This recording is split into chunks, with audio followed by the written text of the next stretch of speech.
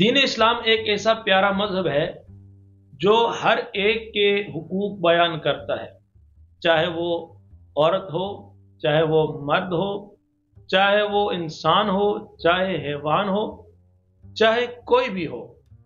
عورت بحیثیت ماں ہو، بحیثیت بہن ہو، بیٹی ہو یا بیوی ہو، یا پھر شادی شدہ ہو یا مطلقہ ہو، بیوہ ہو، ہر ایک کو حقوق دیتا ہے۔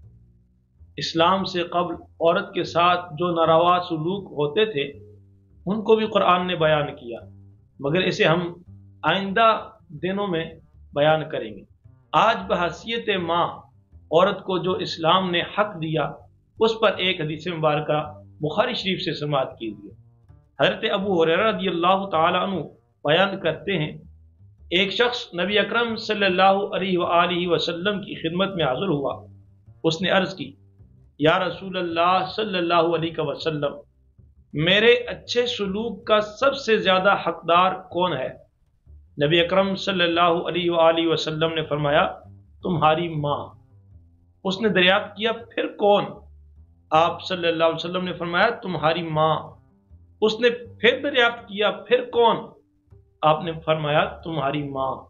اس نے دریافت کیا، پھر کون؟ تو آپ صلی اللہ علیہ وسلم نے فرمایا، تمہارا والد، تمہارا باپ۔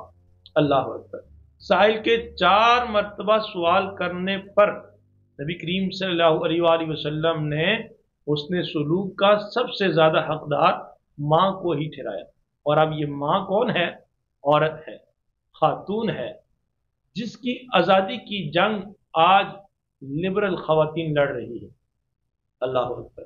جس عورت کو اسلام نے اس قدر بلند رتبہ دیا کہ 4 مرتبہ سوال کرنے پر بھی، اللہ اکبر، 4 مرتبہ سوال کرنے پر بھی نبی آخر الزمان صلی اللہ علیہ وسلم نے ماں کو ہی سب سے زیادہ اچھے سلوک کا حقدار قرار دیا۔